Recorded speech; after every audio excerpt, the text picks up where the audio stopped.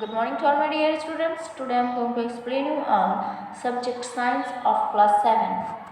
Chapter number 11. The name of the chapter is transportation in animals and plants.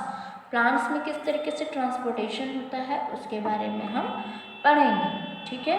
तो पहले यहाँ पे introduction दिया हुआ है, इसमें हम पढ़ेंगे कि किस तरीके से हमारी बॉडी में चीज़ें अंदर जाती हैं और किस तरीके से बाहर निकलती हैं, किस प्रोसेस से, ठीक है।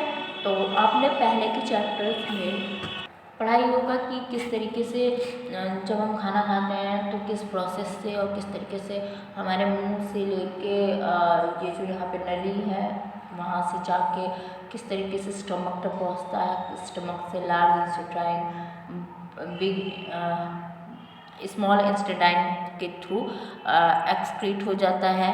तो इस तरीके से ये सर्कुलेशन चलता रहता है और हमारा कौन सा प्रोसेस कंप्लीट होता है, डाइजेशन का प्रोसेस कंप्लीट होता है, ठीक है। फिर आता है यहाँ पे ट्रांसपोर्ट सिस्टम कैसे होता है, क्या काम होता है, किसके थ्रू होता है, किस लिए होता है, इसके बारे में हम यहाँ पढ़ेंगे।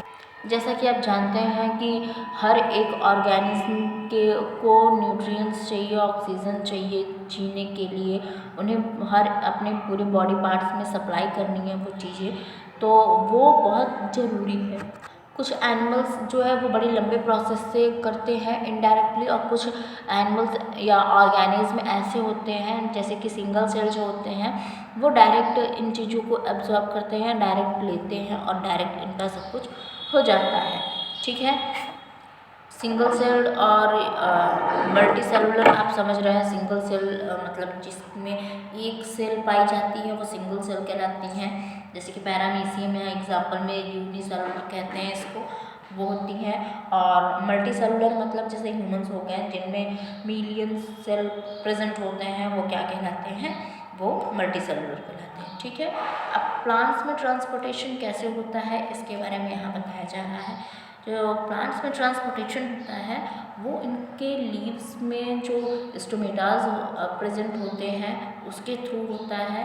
उसमें भी उनके जो स्टोमेटाज होते हैं उसमें भी बहुत सारे पार्ट्स होते हैं, जैसे कि यहाँ पे एग्जांपल में दिया गया है, जाइलम है, फ्लोएम है। फिर किस तरीके से जाइलम फ्लोएम अपना काम करते हैं, वो कैसे एब्जॉर्ब करते हैं चीज़ों को। और ये लीव्स का ऊपर वाले लीव्स का पार्ट है और जो नीचे जो पहला है वो वहाँ पे स्टोमेटाज होते हैं, ठीक है। तो वो लीव का पार्ट होता है। फिर स्टेम में आता है तो स्टेम में जाइलम और फ्लोएम होता है, ठीक है। फिर उसके बाद नीचे अगर हम रूट में आते हैं तो उसमें भी जाइलम एंड फ्लोएम होता है, लेकिन शेप और जगह जो है वो अलग अलग जगह होती हैं। ये सब क्या करते हैं, ये जो वाटर है और फूड है इसका ट्रांसपोर्टेशन करते हैं पूरी किस में, पूरे प्लांट में, ताकि जो प्लांट में पार्ट्स हैं वो प्रॉपर तरीके से अपना वर्क करें और उन तक सारे न्यूट्रिएंट्स पहुंच सकें। जिस पार्ट में नहीं पहुंचता है वो पार्ट प्लांट का या फिर ट्री का खराब हो जाता है, वो वर्क नहीं कर पाता। अब यहाँ पे है सर्कुलेटरी सिस्टम। सर्कुलेटरी सिस्टम क्या होता है, वो कैसे होता है, किसके थ्रू होता है, उसके बारे में हम पढ़ेंगे। यहाँ ब्लड के बारे में बताया गया है कि जो ब्लड है वो एक फ्लूइड है जो कि हमारे बॉडी में प्रेजेंट है और उसका कलर रेड है। क्यों? क्योंकि उसमें एक हीमोग्लोबिन नामक एक पदार्थ मतलब एक पिगमेंट पाया जाता है जिसकी वजह से वो रेड होता है। ये हमारी बॉडी में पूरे मतलब हमारे पूरे होल बॉडी में ये प्रेजेंट होता है, इसका सर्कुलेशन होता रहता है।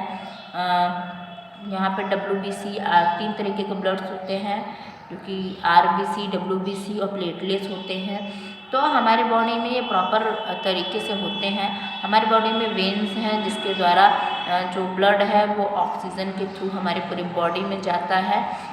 हमारी बॉडी में ऑक्सीजनेटेड और नॉन ऑक्सीजनेटेड दोनों तरीके के ब्लड प्रेजेंट होते हैं हर समय, और ये ऑक्सीजनेटेड जब हो जाता है तो वो ब्लड हमारे यूज़ में आता है। ब्लड वेसल्स के बारे में बताया गया है कि जो ब्लड वेसल्स हैं वो हमारे पूरे बॉडी में एक तार की तरह, जैसे कि इस फिगर में देखिए, तार की तरह फैली हुई होती है, जो जिसके द्वारा ही जो RBCs WBCs हैं इसमें फ्लो करते हैं, ठीक है।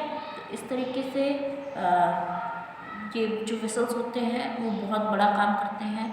जैसे कि अगर आपको पानी एक जगह से दूसरी जगह ले जाना है कंटिन्यू, आपको ज़्यादा मेहनत भी ना करनी पड़े, तो आप एक पाइप लगा देते हैं जिससे कि आप बहुत दूर तक पानी को ले जा सकते हैं। और इसी तरीके से हमारी बॉडी में भी पाइप की तरह मतलब छोटे छोटे पतले पतले वेसल्स होते हैं जिसके थ्रू जो है ब्लड एक जगह से दूसरी जगह जाता है। ठीक है, यहाँ पे ब्लड ग्रुप्स दिखाई गई हैं, किस तरीके से ब्लड ग्रुप्स होती हैं। तो यहाँ पे ब्लड ग्रुप ए होता है, बी होता है, ए बी होता है और ओ होता है। ठीक है, तो जो ओ होता है वो नो एंटीजन होता है, मतलब कि जो ग्रुप ओ का ब्लड होता है वो डोनेटर होता है, वो डोनेट तो कर सकता है लेकिन वो सारे ग्रुप वालों का ब्लड ले नहीं सकता है। जो ओ पॉजिटिव होता है वो सबको डोनेट करता है, लेकिन अगर उसको ज़रूरत पड़ेगी तो वो सिर्फ ओ पॉजिटिव का ही ब्लड ले सकता है। फिर नेक्स्ट है यहाँ पे ब्लड ट्रांसफ्यूज़न, किस तरीके से ब्लड का ट्रांसफ्यूज़न होता है यहाँ पे टेबल में बहुत अच्छे तरीके से दिखाया गया है। ठीक है, इसको पढ़िए समझिए। वही चीज़ें दी गई हैं कि जो ओ ग्रुप के ब्लड होते हैं वो डोनेटर होते हैं, लेकिन वो रिसीवर नहीं होते हैं, वो सिर्फ रिसीव करेंगे ओ ग्रुप का ही ब्लड, बाकी सब एक दूसरे का ले सकते हैं। अब यहाँ हार्ट के बारे में बताया गया है कि हार्ट जो है वो बहुत बड़ा रोल प्ले करता है। ये ब्लड को पंप करता है हमारे होल बॉडी में। और जो हार्ट होता है वो पैक होता है रिब केज में, जिससे कि वो बहुत सुरक्षित रहता है रिब केज में। तो इस तरीके से ब्लड है, ब्लड के बहुत सारे पार्ट्स हैं, जैसा कि आप इस फिगर में देख सकते हैं। इसका प्रोसेस किस तरीके से होता है वो भी इस फिगर में बहुत अच्छे तरीके से बताया गया है। आप इसको पढ़ेंगे तो आपको समझ में आ जाएगा कि किस तरीके से ब्लड एरो करके दिखाया भी गया है कि ब्लड कहाँ से कहाँ जाता है। और ये जो पाइप खुली हुई है इसमें जुड़े होते हैं सारे जो ये वेसल्स होते हैं और बहुत सारे पार्ट्स होते हैं, वो सारी चीज़ें इससे जुड़ी हुई होती हैं, जिससे कि ये पूरे होल बॉडी में ब्लड का सप्लाई करता रहता है। फिर देखिए यहाँ पे एक एक्टिविटी दी गई है, बहुत ईजी सा एक्टिविटी है। आप डॉक्टर के पास जाएंगे तो आपको पता चलेगा किस तरीके से आपको पल्स, आपकी बीट्स उसको काउंट कर सकते हैं, फिर पता कर सकते हैं कौन से पेशेंट का किस तरीके से जो हार्ट बीट है वो चल रहा है। यहाँ पे एक्सक्रीशन के बारे में बता रहा है कि अगर आप कोई भी चीज़ खाते हैं पीते हैं तो वो वेस्ट के रूप में बाहर निकलना ही निकलना है। अगर वेस्ट के रूप में बाहर नहीं निकलता है तो भी बहुत बड़ी प्रॉब्लम है। तो ये जो प्रोसेस है, कोई भी चीज़ बाहर निकलती है हमारी बॉडी से, वो क्या है, एक्सक्रीटरी सिस्टम है, जो कि ह्यूमंस में और जितने भी ह्यूमन बीइंग्स हैं सब में होते हैं। ठीक है, ये प्रोसेस एनिमल्स में भी होता है और हमारी बॉडी में बहुत सारे पार्ट्स होते हैं, जैसे कि किडनी वगैरह है। ये क्या करता है, ये जितने भी वेस्टेज होते हैं छानने का काम करता है। और जो लिक्विड वाली चीज़ें होती हैं वो जो यूरिन के रूप में यूरेथ्रा के थ्रू बाहर निकल जाता है। ठीक है, और जितने भी आप हार्ड या सॉलिड चीज़ें खाते हैं वो एनस के थ्रू एक्सक्रीट हो जाता है। ठीक है, तो इस तरीके से ये चीज़ें हैं। और बहुत लोग की जो किडनी फेल हो जाती है उसके बारे में बताया गया कि अगर जो किडनी फेल हो जाते हैं तो उनको फिर प्रॉब्लम आती है कि वो जो मतलब किडनी छानने का काम करता है, जब वही प्रॉपर तरीके से नहीं होगा तो फिर क्या होगा, उसके साथ फिर बहुत प्रॉब्लम क्रिएट हो जाती है।